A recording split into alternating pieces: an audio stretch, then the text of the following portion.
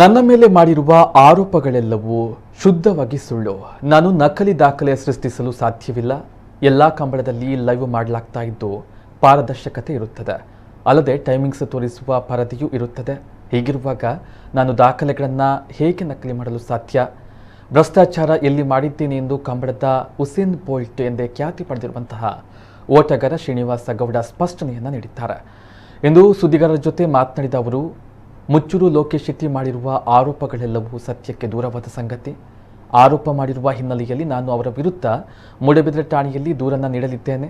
ಅಲ್ಲದೆ ಮಾನನಷ್ಟ ಮೊಕದ್ದಮೆಯನ್ನು ಹೂಡಲಿದ್ದೇನೆ ಎಂದರು. ಕಂಬಳ ನಡೆದು ಇಷ್ಟು ದಿನಗಳ ಬಳಿಕ ಭ್ರಷ್ಟಾಚಾರ ನಡೆದಿದೆ ಎನ್ನುವ ಆರೋಪವನ್ನು ಮಾಡುವ ಅವರು ಇಷ್ಟು ದಿನ ಎಲ್ಲಿಗೆ ಹೋಗಿದ್ರು? ಕಂಬಳ ಕ್ರೀಡೆಯಲ್ಲಿ ಹಲವು ಮಂದಿ ಓಟಗಾರರು ಇದ್ದಾರೆ. ಆದರೆ ಕೇವಲ ನನ್ನ ಒಬ್ಬನನ್ನೇ ಟಾರ್ಗೆಟ್ ಮಾಡಿಕೊಂಡು ಇಂತಹ ನೀಚ ಕೆಲಸಕ್ಕೆ ಇಳಿದಿದ್ದಾರೆ ಎಂದರು. ಲೋಕೇಶ್ ಶೆಟ್ಟಿ ಫಿಲ್ಮ್ ಮಾಡ್ತೇನೆ ಅಂದಾಗ ನಾನು ಒಪ್ಪಿರಲಿಲ್ಲ. ಈ ಕೋಪ ಅವರಿಗೆ ಇದೆ.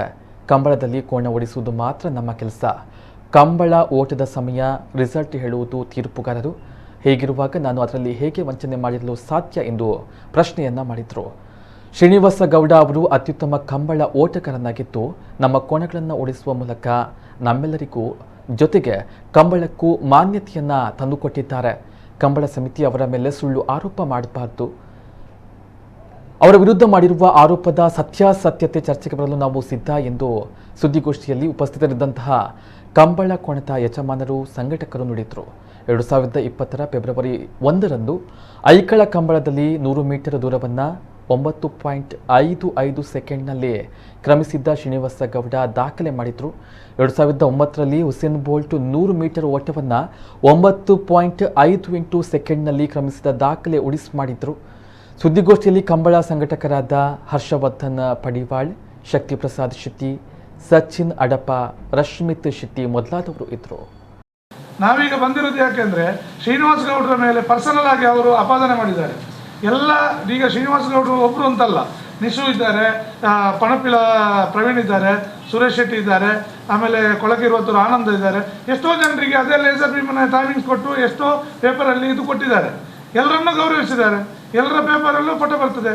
ಬಟ್ ಅದರಲ್ಲಿ ಶ್ರೀನಿವಾಸ ಗೌಡ್ರನ್ನ ಒಬ್ಬರನ್ನೇ ಯಾಕೆ ಇದು ಮಾಡ್ತಾರೆ ಅಂತ ನಮ್ಗೆ ಗೊತ್ತಾಗೋದಿಲ್ಲ. ಅತಿ ಹೆಚ್ಚು ಬಹುಮಾನ ಪಡೆದಿದ್ರೆ ಅದು ಶ್ರೀನಿವಾಸ ಗೌಡ್ರವರು. ಅದಕ್ಕೆ ನಮ್ಮ ಹತ್ರ ದಾಖಲೆ ಉಂಟು. ಏನು ಬೇಕಿದ್ರೆ ನಾವು ಏನಾದರೂ ಇವರ ಬಗ್ಗೆ ಇವರು ಎಲ್ಲಿಯಾದರೂ ಅದನ್ನು ನಾವು ಮಿಸ್ಯೂಸ್ ಮಾಡ್ಕೊಂಡಿದ್ದಾರೆ ಅಥವಾ ಇವರು ಏನಾದರೂ ಅದರಲ್ಲಿ ಮೋಸ ಮಾಡಿದ್ದಾರೆ ಅಂತ ಅವ್ರು ಹೇಳ್ತಾ ಇದ್ದಾರೆ. ಹಾಗೇನಾದರೂ ಅವ್ರ ಹತ್ರ ದಾಖಲಾತಿ ಇದ್ದರೆ ನಾವು ತಯಾರಿದ್ದೇವೆ. ಅವ್ರ ಹತ್ರ ಇಲ್ಲಿ ಬಂದು ನಾವು ಮೀಡಿಯಾ ಮುಖಾಂತರನೇ ಓಪನ್ ಚರ್ಚೆಗೂ ತಯಾರಿದ್ದೇವೆ.